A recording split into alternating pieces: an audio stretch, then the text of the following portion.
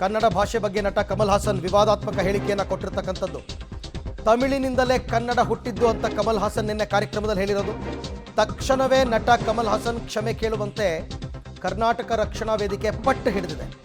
ಅದು ಏನು, ಬೆಂಗಳೂರಿಗೆ ಬಂದು ಕ್ಷಮೆ ಕೇಳಬೇಕು, ಇಲ್ಲದಿದ್ದರೆ ರಾಜ್ಯದಲ್ಲಿ ಥಗ್ ಲೈಫ್ ಚಿತ್ರ ಬಿಡುಗಡೆ ಮಾಡಲ್ಲ ಅಥವಾ ಬಿಡುಗಡೆಗೆ ನಾವು ಅವಕಾಶ ಕೊಡಲ್ಲ ಅಂತ ಪ್ರವೀಣ್ ಶೆಟ್ಟಿ ಬಣದ ಕರವೇ ಇವತ್ತು ಫಿಲಂ ಚೇಂಬರ್ ಮುಂದೆ ಪ್ರೊಟೆಸ್ಟನ್ನು ಮಾಡಿದೆ, ಆಗ್ರಹವನ್ನು ಮಾಡಿದ್ದಾರೆ. ಫಿಲಂ ಚೇಂಬರ್ಗೆ ಮನವಿಯನ್ನು ಕೂಡ ಸಲ್ಲಿಸಿದ್ದಾರೆ. ಕನ್ನಡ ಪರ ಹೋರಾಟಗಾರರು ಪ್ರವೀಣ್ ಶೆಟ್ಟರ್ ಇದ್ದಾರೆ. ಸೊ ಮೊದಲನೇದಾಗಿ ಕಮಲ್ ಹಾಸನ್ ಅವರು ಕನ್ನಡದ ಬಗ್ಗೆ ಈ ಒಂದು ವಿವಾದಾತ್ಮಕ ಹೇಳಿಕೆ ಹೇಳಿರೋ ಬಗ್ಗೆ ಏನು ಹೇಳ್ತೀರಿ?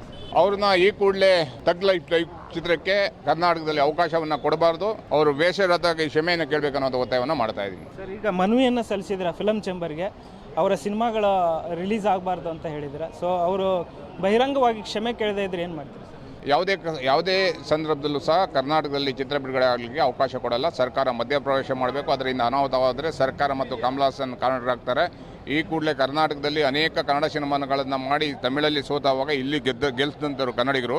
ನಿಮ್ಮ ಬಗ್ಗೆ ಅಪಾರವಾದ ಗೌರವವನ್ನು ಇಟ್ಕೊಂಡಂಥವ್ರು ಕನ್ನಡಿಗರು. ಶಿವಣ್ಣವರು ಸಹ ಅವ್ರನ್ನ ರಾಜ್ಕುಮಾರ್ ರೂಪದಲ್ಲಿ ನೋಡ್ತಾ ಇದ್ದಾರೆ. ಇಂಥ ಸಂದರ್ಭದಲ್ಲಿ ನೀವು ನಮ್ಮ ಭಾಷೆ ಮತ್ತು ನಮ್ಮ ತಾಯಿಯನ್ನು, ನಮ್ಮ ಕನ್ನಡ ತಾಯಿಯನ್ನು ತಮಿಳವರು ಅಮ್ಮ ಅಂತೇಳಿ ನಾವು ಒಪ್ಕೊಳ್ಳೋಕ್ಕಾಗತ್ತಾ? ಆಗಲ್ಲ. ಆದ್ದರಿಂದ ಕನ್ನಡಕ್ಕೆ ಕನ್ನಡನೇ ಸಾಟಿ, ಬೇರೆ ಭಾಷೆಗಳ ಜೊತೆ ನಮ್ಮ ಹೊಂದಾಣಿಕೆ ಬೇಕಾಗಿಲ್ಲ. ಒಕ್ಕೂಟದ ವ್ಯವಸ್ಥೆಯಲ್ಲಿ ಬದುಕ್ತಾ ಇದ್ದೀವಿ.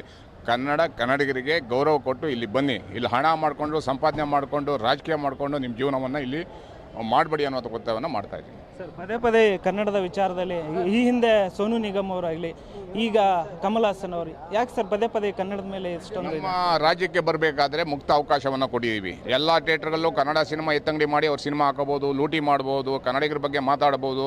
ಇದೆಲ್ಲ ಅವಕಾಶವನ್ನು ಕೊಟ್ಟಿರೋದ್ರಿಂದ ಸರ್ಕಾರ, ವಾಣಿಜ್ಯ ಮಂಡಳಿ ಒಂದು ಕಾನೂನನ್ನು ತರೋದ್ರ ಮುಖಾಂತರ ಅವ್ರ ವಿರುದ್ಧ ನಿಷೇಧವನ್ನು ಹೇರಿದರೆ ಎಲ್ಲವೂ ಸೂಕ್ತ ಆಗುತ್ತೆ ಅನ್ನೋ ಎಚ್ಚರಿಕೆ ಕೊಡ್ತಾ ಇದ್ದೀವಿ. ಈ ನಿಟ್ಟಿನಲ್ಲಿ ಸರ್ಕಾರಕ್ಕೆ ಏನು ಮನವಿ ಮಾಡೋಕ್ಕೆ? ಸರ್ಕಾರ ಮಧ್ಯಪ್ರವೇಶ ಮಾಡಬೇಕು, ಅವ್ರ ವಿರುದ್ಧ ಮೊಕದ್ದಮೆ ಹಾಕಬೇಕು, ಬೇರೆ ಭಾಷೆ ಚಿತ್ರಗಳಿಗೆ ನಿರ್ಬಂಧವನ್ನು ಹಾಕಬೇಕು ಅನ್ನೋದು ಒತ್ತಾಯವನ್ನು ಮಾಡ್ತಾ ಇದ್ದೀವಿ. ಸರ್, ಪ್ರತಿ ಸರಿ ಈ ಥರ ಆದಾಗ ಬರೀ ಕ್ಷಮೆ ಕೇಳ್ತಾರೆ, ಏನೋ ಒಂದು ಸೋಷಿಯಲ್ ಮೀಡಿಯಾದಲ್ಲಿ ಪೋಸ್ಟ್ ಹಾಕ್ತಾರೆ, ಇಷ್ಟೇ ಆಗೋದು, ಅದ್ರ ಹೊರತು ಬೇರೆ ಏನಾಗಿಲ್ಲ. ಕಮಲ್ ಹಾಸನ್ ಈಗ ಅವರಿಗೆ ಇಲ್ಲಿ ಸಿನಿಮಾ ರಿಲೀಸ್ ಆಗಬೇಕಾಗಿದೆ. ಮೂಗನ್ನು ಹಿಡಿದ್ರೆ ಬಾಯಿ ಕಳೀತಾರೆ. ವಾಣಿಜ್ಯ ಮಂಡಳಿ ಬಂದುಬಿಟ್ಟು ಕನ್ನಡಿಗರಲ್ಲಿ ಕ್ಷಮೆ ಕೇಳಿದರೆ ಅವಕಾಶ ಇರುತ್ತೆ. ಇದಿಷ್ಟು ಪ್ರವೀಣ್ ಶೆಟ್ಟರ್ ಮಾತಾಗಿತ್ತು. ಕ್ಯಾಮ್ರಾ ಪರ್ಸನ್ ಪರಮೇಶ್ ಜೊತೆ ಧನು ಎಲ್ಗಚ್, ಪಬ್ಲಿಕ್ ಟಿವಿ, ಬೆಂಗಳೂರು.